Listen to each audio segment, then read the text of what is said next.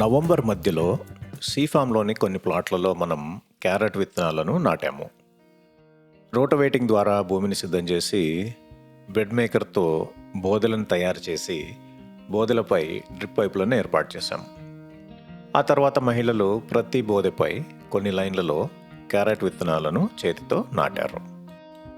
ఇది ఫిబ్రవరి మధ్యకాలం. పంట వేసి దాదాపు 90 నుండి 100 రోజులు అయ్యింది. క్యారెట్ కోతకు సిద్ధంగా ఉందో లేదో అని తనిఖీ చేయడానికి మేము కొన్ని మొక్కలను బయటికి తీస్తున్నాము.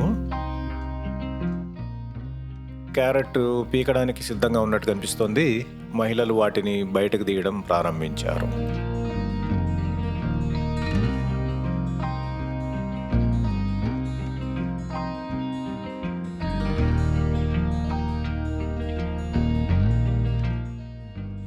ఈ సీజన్లో మనము 2 రకాల క్యారెట్ విత్తనాలను నాటాము. మొదటిది అశోకా సీడ్ సూపర్ కరోడా రకము. ఇది ఓపెన్ పాలినేటెడ్ రకం. దీనిని కొద్దిగా ఎక్కువ విస్తీర్ణంలో నాటాము. సూపర్ కరోడా అనేది మనము ప్రతి సంవత్సరం క్రమం తప్పకుండా విత్తే రకం. ఇక రెండవ రకము ఫామ్సన్ ఎఫ్బి నాంటిస్. దీనిని మనం ఒక చిన్న ప్రాంతంలో ప్రయత్నిస్తున్నాము. ఈ రెండు కూడా నారింజ రంగు క్యారెట్ రకాలే.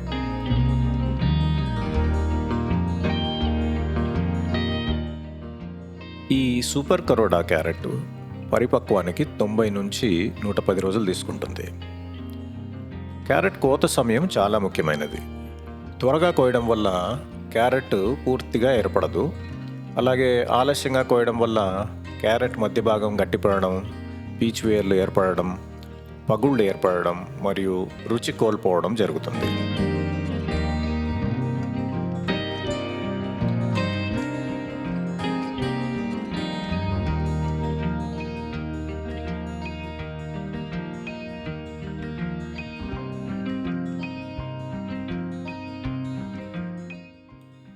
ఈ చలికాలంలో మనకు ఒక మోస్తరు మంచి ఆర్గానిక్ క్యారెట్ పంట పండింది.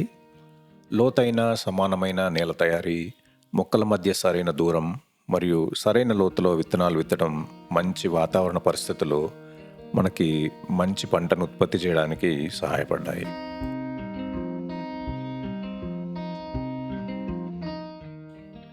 క్యారెట్లను సులభంగా బయటికి తీయడానికి మేము నేలలో సరైన స్థాయిలో తేమను ఉంచాము. కానీ కొన్ని క్యారెట్లు ఇప్పటికీ మట్టిలో చిక్కుకుపోతున్నాయి.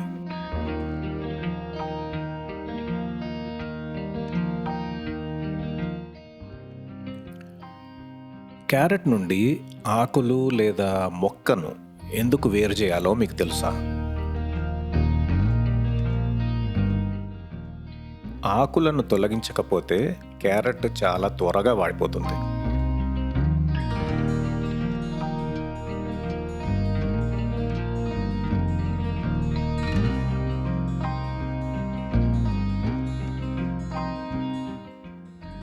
క్యారెట్ సాగులో క్యారెట్ వేరుపురుగులు, నులిపురుగులు, ఆకులు మరియు వేర్లను ఆశించే శిలీంధ్ర వ్యాధులు సాధారణ సమస్యలు. ఈ సేంద్రియ క్యారెట్ సాగులో మనము వివిధ రకాల బయో ప్రోడక్ట్లను ఉపయోగించి ఈ తెగుళ్ళు మరియు వ్యాధులకు వ్యతిరేకంగా క్రమం తప్పకుండా రక్షణ చర్యలు తీసుకుంటూ ఉంటాము.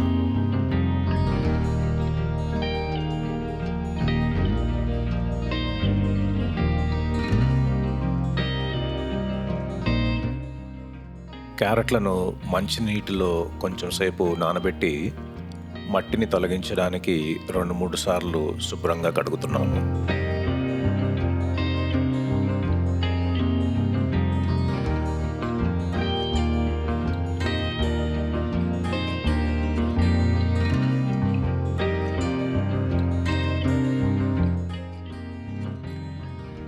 ఇలానే అప్పుడప్పుడు వచ్చి మన పంటలు ఎలా ఉన్నాయో చూస్తూ ఉండండి. అలానే మీ పిల్లలకు కూడా మన ఆహారం ఎక్కడి నుంచి వస్తుందో చూపించండి.